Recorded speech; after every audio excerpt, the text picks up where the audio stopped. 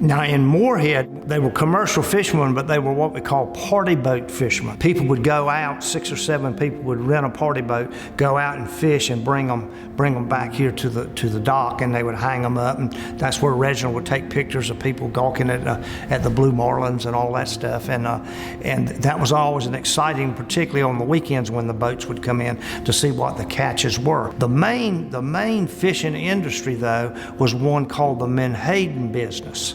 And the menhaden business, the menhadens were actually discovered by Union soldiers that were stationed here during the war between the states. And they saw it, they were used to them up in the New England states because they would fish for them up there, but it was offshore fishing. Down here it could be shore-based fishing. You could go out, you could catch the menhaden and then bring it back in. So Beaufort and Smyrna and Harker's Island and Morehead City had menhaden plants.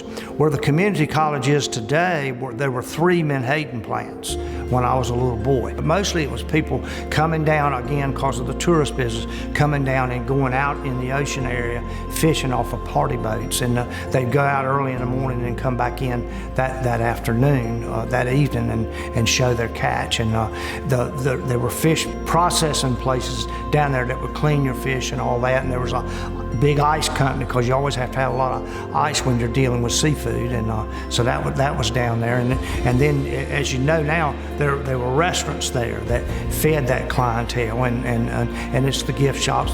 The Morehead waterfront basically is the same as it's been since I was a little boy. It had the party boats on one side and the buildings that surrounded it, and it was just it was a different world for someone like me to go down to the waterfront. The sanitary, they call it the sanitary fish market, which is what it was initially, and then 2 gentlemen decided they could put a restaurant in there by buying the catch that came in sometimes, and that became famous, and that's one of the most famous restaurants in all of North Carolina. You can go all over the state and wear a sanitary fish market shirt, and they'll say, "I've eaten there."